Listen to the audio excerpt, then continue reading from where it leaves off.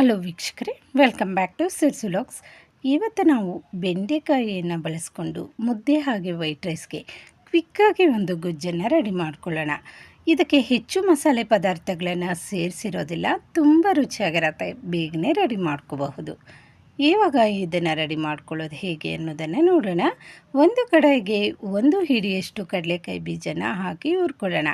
ಇದರ ಜೊತೆ 4ರಿಂದ 5 ಒಣಮೆಣಸಿನ್ಕಾಯಿ, ಒಂದು ಪೂರ್ತಿ ಬೆಳ್ಳುಳ್ಳಿಯನ್ನು ಸೇರಿಸ್ಕೊಂಡು ಸ್ವಲ್ಪ ಹೊತ್ತು ಬಾಡಿಸ್ಕೊಳ್ಳೋಣ. ಕಡಲೆಕಾಯಿ ಬೀಜದಲ್ಲಿ ಹೆಚ್ಚು ಪ್ರೋಟೀನ್ ಇರುತ್ತೆ, ಆರೋಗ್ಯಕ್ಕೂ ಸಹ ತುಂಬ ಒಳ್ಳೆಯದು. ಇವಾಗ ಇದಕ್ಕೆ 1 ಸ್ಪೂನಷ್ಟು ಹುರಿಗಡಲೆ ಹಾಗೆ ಅರ್ಧ ಸ್ಪೂನಷ್ಟು ಜೀರಿಗೆನ ಸೇರಿಸ್ಕೊಂಡು ಚೆನ್ನಾಗಿ ಹುರಿದು ಇದು ತಣ್ಣಗಾದ ನಂತರ ಇದನ್ನು ಮಿಕ್ಸಿಗೆ ಬಂದುಬಿಡೋಣ. ಪುಡಿ ಮಾಡಿಕೊಂಡು ಬೆಂಡೆಕಾಯಿಯನ್ನು ಸ್ವಲ್ಪ ಉದ್ದುದ್ದಕ್ಕೆ ಕಟ್ ಮಾಡಿ ಇಟ್ಕೊಂಡಿದ್ದೀನಿ.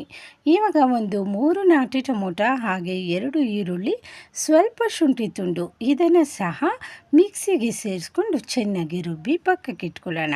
ಮೊದಲಿಗೆ ಬೆಂಡೆಕಾಯಿಯನ್ನು ನೀರಿಂದ ತೊಳೆದು ನಂತರ ಶುದ್ಧವಾಗಿ ಒಣಬಟ್ಟೆಯಿಂದ ಒರೆಸಿ ಕಟ್ ಮಾಡಿಟ್ಕೊಂಡಿದ್ದೀನಿ. ಈ ಬೆಂಡೆಕಾಯಿಯನ್ನು ಒಂದು ಕಡೆಗೆ ಸೇರಿಸ್ಕೊಂಡು 1 ಸ್ಪೂನಷ್ಟು ಎಣ್ಣೆನ ಹಾಕ್ಕೊಂಡು ಇದರಲ್ಲಿರ್ತಕ್ಕಂಥ ಲೋಳೆ ಅಂಶ ಹೋಗುವವರೆಗೂ ಇದನ್ನು ಫ್ರೈ ಮಾಡ್ಕೋಬೇಕು.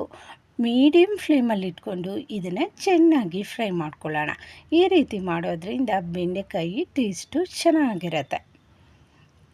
ಇವಾಗ ಇದು ಚೆನ್ನಾಗಿ ಫ್ರೈ ಆಗಿದೆ, ಇದನ್ನು ಪಕ್ಕಕ್ಕೆ ಇಟ್ಕೊಂಡು ಇನ್ನೊಂದು ಕಡೆಗೆ 2ರಿಂದ 3 ಸ್ಪೂನಷ್ಟು ಎಣ್ಣೆನ ಹಾಕ್ಕೊಂಡು ಸಾಸಿವೆ, ಜೀರಿಗೆ, ಕಡಲೆಬೇಳೆಯನ್ನು ಹಾಕ್ಕೊಂಡು ಕಡಲೆಬೇಳೆ ಕೆಂಬಣ್ಣ ಬರೋವರೆಗೂ ಚೆನ್ನಾಗಿ ಫ್ರೈ ಮಾಡಿಕೊಂಡು 1 ಈರುಳ್ಳಿನ ಸಣ್ಣಗೆ ಕಟ್ ಮಾಡಿ ಸೇರಿಸ್ಕೊಂಡು ಅದನ್ನು ಚೆನ್ನಾಗಿ ಬಾಡಿಸ್ಕೊಂಡ ನಂತರ ಸ್ವಲ್ಪ ಕರಿಬೇವಿನ ಸೊಪ್ಪನ್ನು ಹಾಕ್ಕೊಂಡಿದ್ದೀನಿ. ಇವಾಗ ಇದಕ್ಕೆ ಟೊಮೊಟೊ ಹಾಗೆ ಈರುಳ್ಳಿನ ರುಬ್ಬಿಟ್ಕೊಂಡಿದ್ರಲ್ವ ಅದನ್ನು ಸೇರಿಸಿ ಇದರಲ್ಲಿರ್ತಕ್ಕಂಥ ಹಸಿ ವಾಸನೆ ಹೋಗೋವರೆಗೂ ಚೆನ್ನಾಗಿ ಇದನ್ನು ಬಾಡಿಸ್ಕೊಂಡ ನಂತರ ಇದಕ್ಕೆ ಸ್ವಲ್ಪ ಅರಿಶಿಣ ಪುಡಿ, 1 ಸ್ಪೂನಷ್ಟು ಧನಿಯಾ ಪೌಡರು, ಒಂದು ಅರ್ಧ ಸ್ಪೂನಷ್ಟು ಸಾಂಬಾರು ಪುಡಿಯನ್ನು ಸೇರಿಸ್ಕೊಂಡು ಚೆನ್ನಾಗಿ ಮಿಕ್ಸ್ ಮಾಡ್ಕೊಳ್ಳೋಣ. ಇವಾಗ ಇದಕ್ಕೆ ಬೆಂಡೆಕಾಯಿಯನ್ನು ಸೇರಿಸ್ಕೊಳ್ಳೋಣ. ಹುರಿದಿಟ್ಕೊಂಡಿರ್ತಕ್ಕಂಥ ಬೆಂಡೆಕಾಯಿಯನ್ನು ಸೇರಿಸ್ಕೊಂಡು ಚೆನ್ನಾಗಿ ಮಿಕ್ಸ್ ಮಾಡ್ಕೊಬಿಡೋಣ. ಬೆಂಡೆಕಾಯಿ ಮಸಾಲೆಯಲ್ಲಿ ಚೆನ್ನಾಗಿ ಸ್ವಲ್ಪ ಹೊತ್ತು ಫ್ರೈ ಮಾಡ್ಕೊಳ್ಳೋಣ ಬೆಂಡೆಕಾಯಿಯನ್ನು. ಇವಾಗ ಇದಕ್ಕೆ ರುಚಿಗೆ ತಕ್ಕಷ್ಟು ಉಪ್ಪನ್ನು ಸೇರಿಸ್ಕೊಂಡು ಕನ್ಸಿಸ್ಟೆನ್ಸಿ ನೋಡಿಕೊಂಡು ನೀರನ್ನು ಸೇರಿಸ್ಕೊಂಡು ಇದೆಲ್ಲವನ್ನು ಚೆನ್ನಾಗಿ ಮಿಕ್ಸ್ ಮಾಡ್ಕೋಬೇಕು. ಹೆಚ್ಚು ನೀರನ್ನು ಸೇರಿಸಬಾರ್ದು, ಸ್ವಲ್ಪ ಗಟ್ಟಿಯಾಗಿದ್ರೇ ಚೆನ್ನಾಗಿರತ್ತೆ ಗೊಜ್ಜು. ಈ ರೀತಿ ನಾವು ಎಲ್ಲ ಮಿಕ್ಸ್ ಮಾಡ್ಕೊಂಡ ನಂತರ ಇದನ್ನು ಚೆನ್ನಾಗಿ ಕುದಿಸ್ಕೋಬೇಕು. ಬೆಂಡೆಕಾಯಿನ ಮುಟ್ಟಿ ನೋಡಿದಾಗ ಇದು ಚೆನ್ನಾಗಿ ಬೆಂದಿರಬೇಕು. ಹಾಗೆ ಬೆಂದಿರುವ ಸಮಯದಲ್ಲಿ ನಾವು ಪುಡಿ ಮಾಡಿಟ್ಕೊಂಡಿರ್ತಕ್ಕಂಥ ಕಡಲೆಕಾಯಿ ಬೀಜದ ಪುಡಿಯನ್ನು ಇದರಲ್ಲಿ ಸೇರಿಸ್ಕೊಳ್ಳೋಣ.